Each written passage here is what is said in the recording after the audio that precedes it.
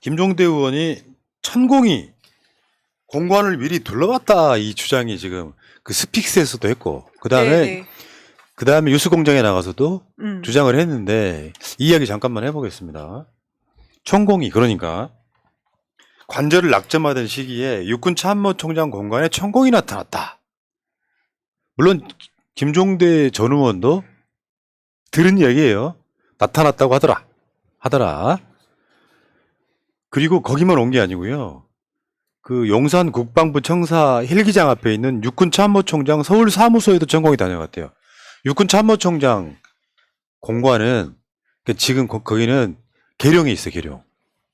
거기 다 모여 있잖아요, 육해공이. 그러니까 서울에 보러 오면 서울 사무소가 있는데 거기도 천공이 다녀갔다고 하더라. 근데 그 공관에 천공이 다녀간 후에 외교부 장관 공관으로 관저가 변경됩니다.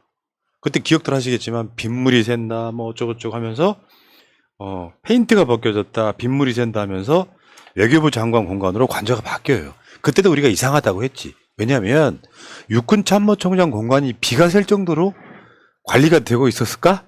물론 육군 참모총장 자체가 계룡 쪽으로 다 내려갔기 때문에 관리가 서울에 있을 수는 있는데 무슨 초가집이에요?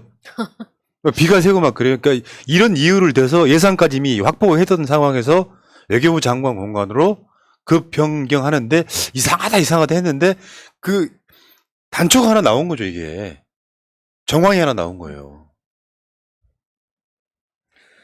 지금 천공이 이번에 우리가 아픈 12구 참사 관련해서도 대통령이 사과를 하지 않고 있다가 천공이 중간에서 이제 방송을 사과해야 된다. 그건 이제 입으로 뱉은 그런 사과를 해야 된다라고 방송을 했었고, 그리고 나서 바로 또 무슨 종교 행사장에 가서 또 사과 비슷한 발언을 한 바가 있습니다.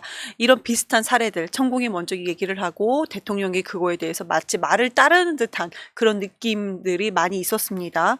그런데 이번에도 천공이 나타났다라는 그 제보는 우선은 김종대 의원이 믿을 만한 정말 신뢰하는 사람 한테 그 제보를 진실성 있게 받은 것이고, 지금 대통령실에서는 이거에 대해서 법적 조치를 하겠다라고 하기 전에 뭐라고 했냐, 이 발언에 대해서 발언을 철회하고 만약에 사과를 하면은 법적 조치를 하지 않겠다라는 조건부를 걸었습니다.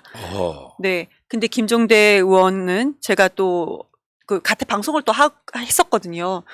나는 정말 진실하게 진실성 있는 제보를 받았고, 이 제보한 사람의 어떤 말의 무게라든지 원래 그 사람에 대한 믿음이 원래 있었기 때문에 이것은 그냥 농담으로 우리가 가십거리 던지는 말은 아니다라는 식으로 이제 말씀을 하셨던 것 같아요.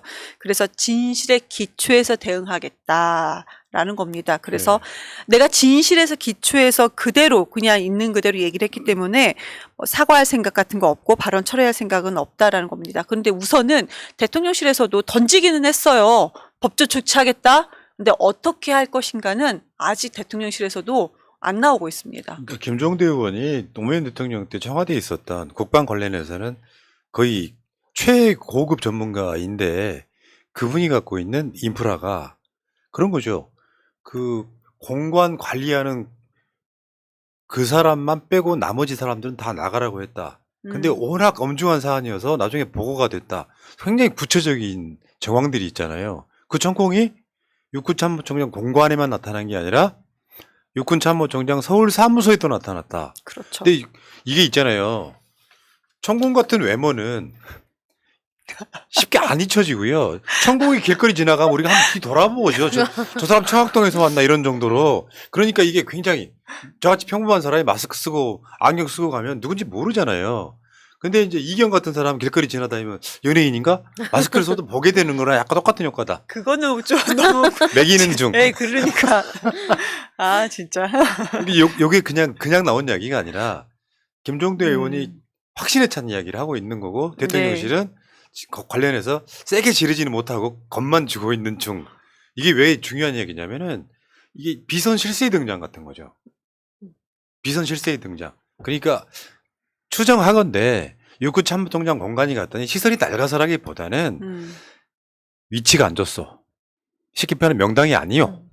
수맥이 흐르요 같은 그런 걸 대서 여기는 잘못됐소라고 이야기해주고 또 그런 사람들이요. 약간 사기꾼들이 그 사람이 지금 자기 전과 뭐 18번이라고 그러잖아요. 네. 그러면 자기가 그 뭐랄까요. 용한 사람을 말하기 위해서 한 번 이 사람들이 정해놓던 것을 틉니다. 그리고 자기가 낙점해줘야 되는 거예요.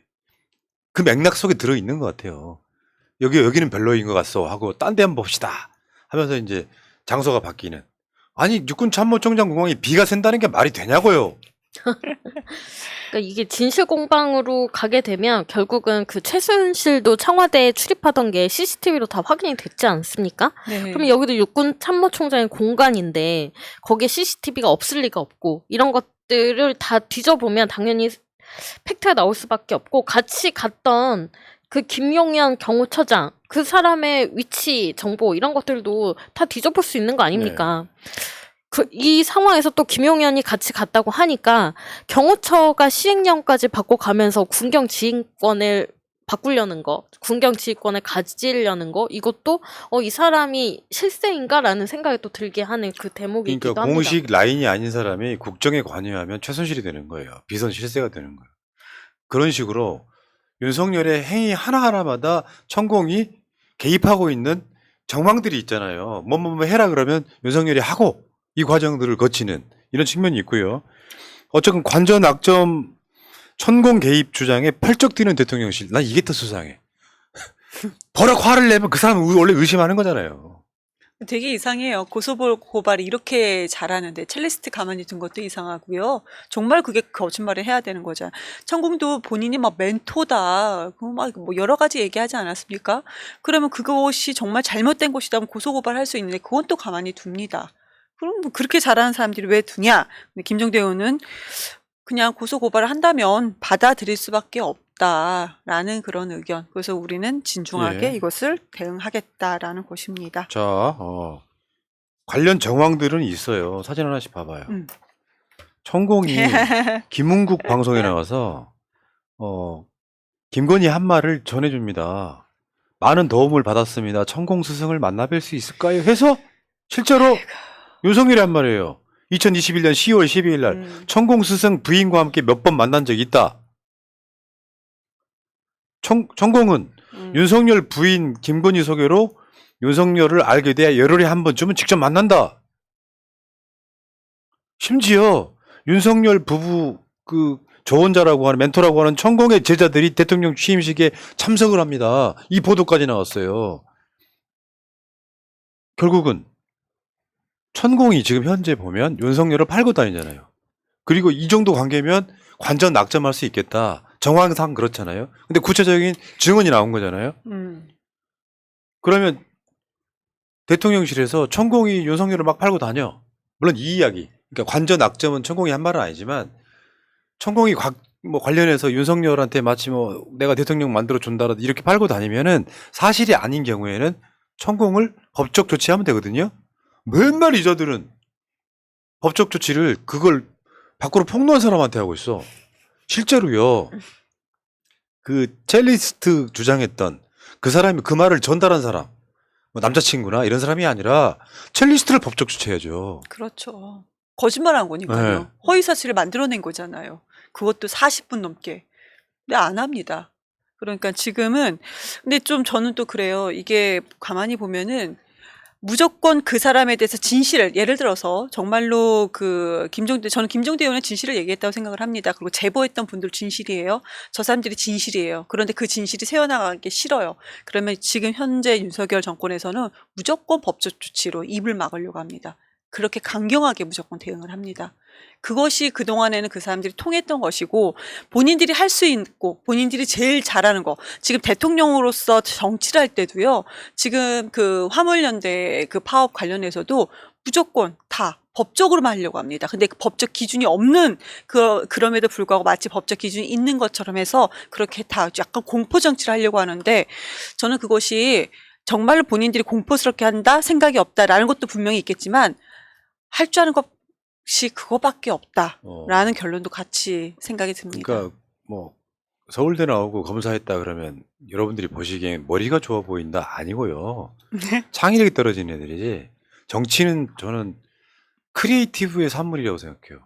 어떻게 하면 이 사람들을 설득하고 해서 이재명이 했던 것처럼요. 음. 계곡 정비할 때 반대하는 사람들 모아다가 다 대화하면서 이것이 정비가 돼야만 오히려 여러분들한테 더 좋다. 이런 거 설득해 나가는 과정. 그게 정치인데 이게 없는 자들이 지금 이러고 있다는 거예요. 참. 참. 야, 어쨌건 천공 말문이 고소도 막히네요. 못하면서. 그러네요. 그리고 실제로 이런 의심 벌 수밖에 없잖아요. 대통령이라고 하는 사람을 뭐 아까 뭐라 그랬지? 열흘에 한 번씩 정도 만난다고? 그러면 이런 정도, 더군다나 이 사람은 뭐 무속인 느낌도 좀 나고 뭔가 이렇게 정체성이 뭐해. 뭐 지금은 무술인이기도 하고 그렇다면서요. 심지어 영화인들한테 뭐 후원금 주고 뭐 그런 것들까지 다 포함하더라고. 영화인들 후원금 전 나중에 봤더니 천공의 영상을 쓰는 걸 전제로 해서 후원금을 주고 막 이런 짓들을 하더라고요. 네. 그러면 당연히 우리 국민들 입장에서는 천공과 윤석열은 불가분의 관계인가 보다 이렇게 생각할 수 있지 않겠습니까?